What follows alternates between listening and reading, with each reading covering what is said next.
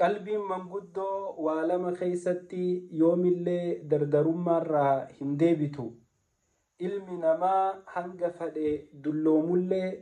wantoota lamaan kana keeysatti yeroo hunda qalbiin isaa dargaggeessuma. qaala sallallahu alayhi wasallam laa yazaalu qalbu lkabiiri shaabban fi ithnatayni fi xubbi ddunyaa wa tuuli lamal rawaahu lbukaarii. ergamaa rabbii sallallahu alayhi wasallam حديث إساني قل كله خبخارين قباس خيستي أكنجان لا يزال قلب الكبير شابا في اثنتين قلبي إنما من قدو تكانو قلبي جارسا ولما خيستي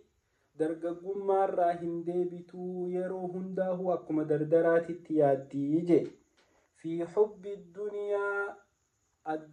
جالتشو خيستي في وطول الأمل حملي ديرتشو خيستي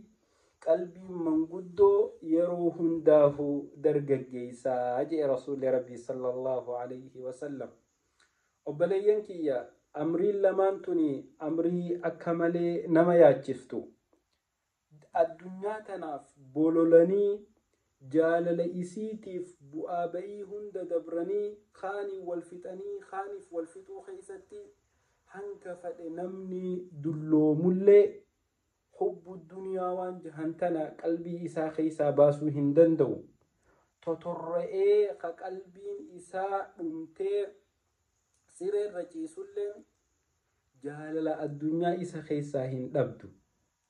akkasumatti namni jaarsaa tokko hanga fadhe ol cehee gaccehee totorra'uus hamilee dheerachuu xuulul amal aboo anganaa waan akkasiititti gaa du'aa boruna eeggataa namni quban qabu hanga fadhe dulloomuuhu du'aa boruna eeggataan isa hiyaachistu ganaan akkana godhe akkas ta'e asiin bahe achiin cehe asiin kore asiin bu'e je'ee qalbii dheerachuu hamilee dheerachuu jaalala addunyaaf qabu keeysatti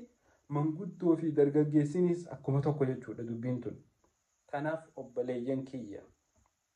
jireenya addunyaa kana akka rabbi subhaanahu wa ta'aalaa nuu laaffisu rabbii keenya haa kadhannu. addunyaa tanaaf ammoo akka bolollee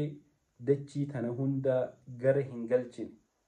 hamilee dheerachuun waan nama halaaqturraa waan dandeeysu waan arra godhuu dandeeysu boruun godha jettee boruuf achi hin dabarfatin. عرمني لا تجعل عمل اليوم لغد جعل وان أرد لقمو قبو برونغو رجتي والهنكايتني جال وانت أكملي نمدو قنقر سيسو واني أكملي حملي نما خني قران تاني خيسا نما جيسو حملي ديرچون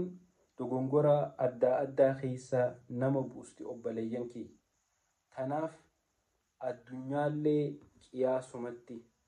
hamilee teenyallee qiyaasumatti tasgabbeessaa haa deemnu. gaafa manguddoomtee laaffatte qiyaamaa yaadachuun qabrii yaadachuun du'a yaadachuun rahmata rabbiititti bobbahuun sirra haa jiraattu. warra rabbi subhaanahu wa ta'aalaa qalbii isaanii iimaanaan ziqqodheef rabbi nu haa godhu. assalaamu alaykum.